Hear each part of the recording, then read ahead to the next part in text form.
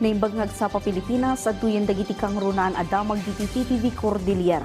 Idila ang Martes na pasaranti kelat a panagbayak habak titudo iti pasateriyon Cordillera. Sa Mountain Province nakapasarda iti dadanlo wenno hailstorm. Report ipaay ni Angel Kim Pengosro.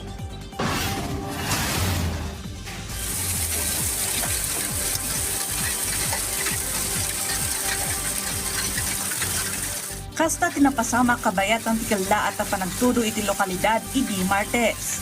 Nagtudo iti yellow wano dadalo anang dadael kadagiti mula a patatas. Makita kadagiti ladawan ti nakaro a nakadadael ti mula ti may sa Amannalon sa Sadsadan Bauco Mountain Province, gapoy tinapigsa dadalo at mama iti lugar da. Sigon kanimanang Eden, aking kukwa iti garden, nagpaot iti 30 aging 40 minutes ti kabayag ti panagtinag ti dadalo an napakuyugan iti angin ken tudo. Ngem iti apagbiit a kanito, naidadanos ti mula na a patatas. Sigon pay ken kuana, apektado da metlaeng iti andap a napasaran mano a bulanen ti napalabas. Adda dagiti natay a mula da ken adda met dagiti nagsurvive. Ngem ita an nakarecover da manipod iti andap, simmarunumet ti dadalo. Isuakid daw na iti Department of Agriculture ti greenhouse tapno maprotektaran dagiti mulada. May isa daytoy kadagiti karit asang sangon dagiti Mannalon, gapo iti pabaliw-baliw a kondisyon ti panahon. Ayan, malaki ng falls namin dito. Ayan, ang laki ng ulan kasi kaya yon, chocolate ng tubig. Daytoy mo tinapasaran iti may sa Akarayan iti Mountain Province. A post ni Domi iti social media, makita nga arik na nagbalin na chocolate iti suor ang nagapu kadagiti vegetable farms. Sigon iti pag-asa, tikang runaan ang mga papektar iti lokalidad ket ti easterlies. Ang talagang majority na nakakapekto dito sa Baguio City, especially Baguio City, yung easterlies. So itong easterlies na ito, sa umaga hanggang hapon ay ito yung mainit na temperatura na nararanasan natin. But this is the start of the activity of the development of cloudiness, yung mga kaulapan natin. At ito yung pagdating na ng hapon hanggang gabi, yun, magkakaroon na tayo ng mga isolated rain showers and thunderstorm. Inlawlawag na ati panakabukol ti dadalo wano hailstorm kat pataodan ti thunderstorm, wano ti cumulonimbus clouds nga daan iti upat a hazard. Kas iti napigsa nga angin, napigsa a panagbayakabak ti tudo, napakuyugan iti alipugpug ken ti hailstorm. Dagiti hailstorm ang mapaspasaran iti daddo maalugar ket gapu iti nangato nga altitude. Nakabuklan ti cumulonimbus clouds amang papataod iti daytoy.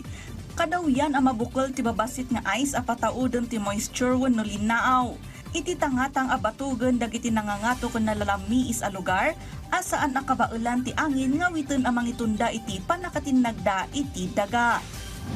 Lalo kung mababa yung cumulonimbus clouds natin o yung thunderstorm natin, hindi pa siya parang malalaking butil ito na bumabagsak sa kalupaan, at dahil we are in the high altitude, bago pa man matunaw itong mga bobong yelo na to, mayroon pa ring natitirang mga counting mga yelo, mga butil na yelo, yung tinatag nating hail.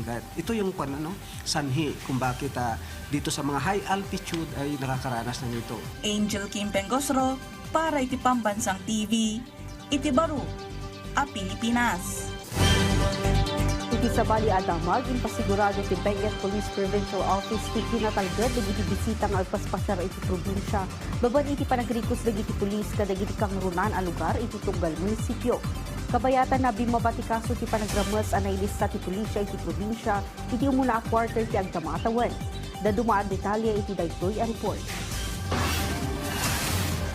Kaso ti panagtakaw ti top 1 na krimen anay lista ti Benguet Police Provincial Office iti umuna a quarter ti 2026. May basar iti datos ti Benguet PPO upat a pulo ang nagduduma krimen ti nailista ti opisina. Basit ti nagdumaan da iti index crime iti 2025 iti kapada panawan. Ngadan lang iti 30 ket 7. Kaduan ti theft a 20, no idilig iti 10 a kaso iti 2025. Sigun iti opisina, kadawyan ang mapaspasamak daytoy kadagiti commercial spaces gapo iti shoplifting. Sumarsaron naman ti rape a siyam, no kumpara iti 10 ket maysa iti 2025 iti kapada panawan.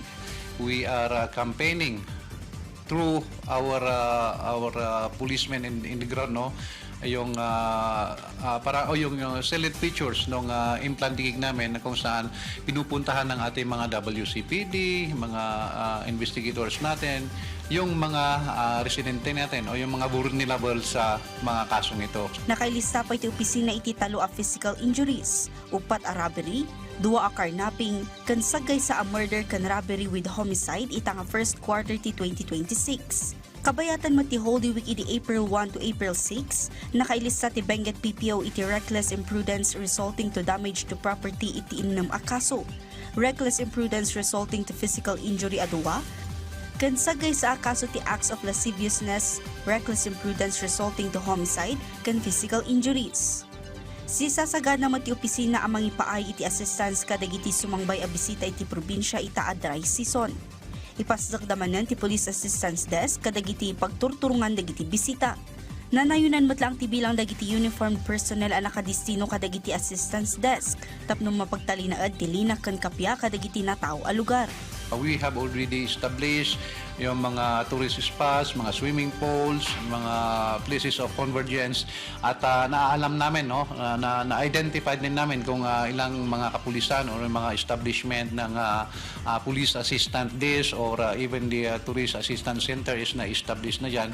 That is why yun lang po yung parang i-enhance namin, i-sustain namin. Dagiti kang runan adamdamag diti TPTV Cordillera i-like, i-follow ka ng subscribe diti social media platforms TPTV Cordillera iti Facebook, TikTok, and YouTube. Para iti TPTV balita ngayon sa probinsya, siya ni Audrey Villana, na imbagnal daw.